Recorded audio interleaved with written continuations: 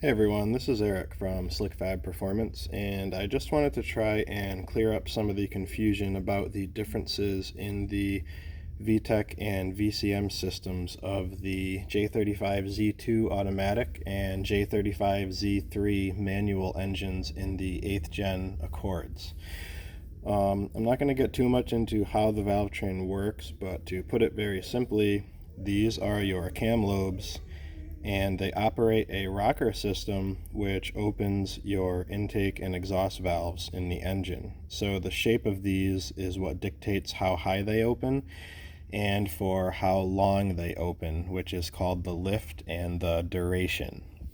So to start, these are the exhaust lobes, and the difference between them on the automatic and manual engines is very little. There is a difference, but they're pretty close to each other. So the big difference comes on the intake lobes. So this is a manual cam, and you can see it has a smaller intake lobe and a bigger one. So the smaller one is the low lobe, and you can see that it is shorter, and you can't tell from this angle, but it's also skinnier. So it lifts the valve less high and also for less amount of time. And when the engine switches over to VTEC, it switches to this lobe, which you can see is higher, and it's also wider. So it's opening the valve higher and for a longer amount of time, which lets more air into the engine. Now, if you look at the automatic cam, there is only one lobe. So there is no VTEC system whatsoever on the automatic engine.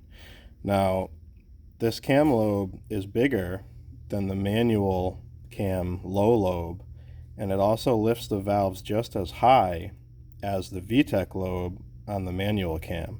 The difference is it doesn't open them for as long. So it's bigger than the low lobe, but it's not as aggressive as the VTEC lobe. So Honda kind of made a compromise between the VTEC and the low lobe on the manual and gave that to the automatic. Now what the automatic does have is called VCM, or variable cylinder management, and this might look a little bit confusing, but these are the exhaust lobes, which are the same.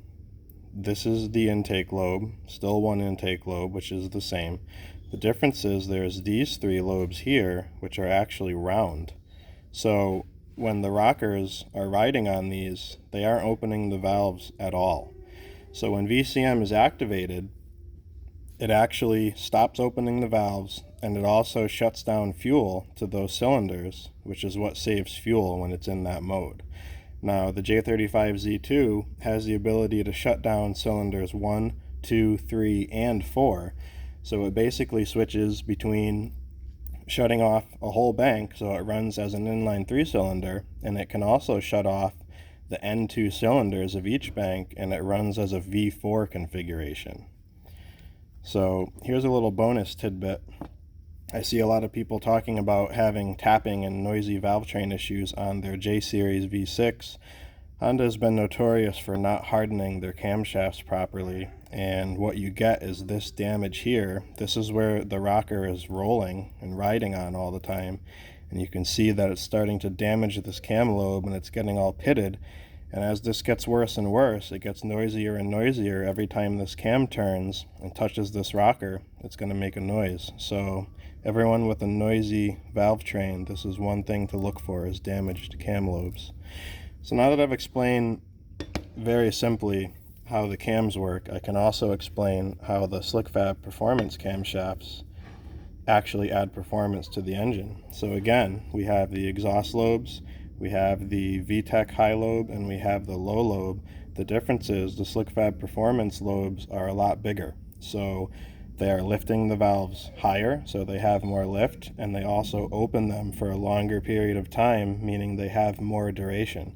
So those things put together mean more air gets into the cylinder, which you can inject more fuel into, and that's what gets you more power. I hope that clears things up about these engines.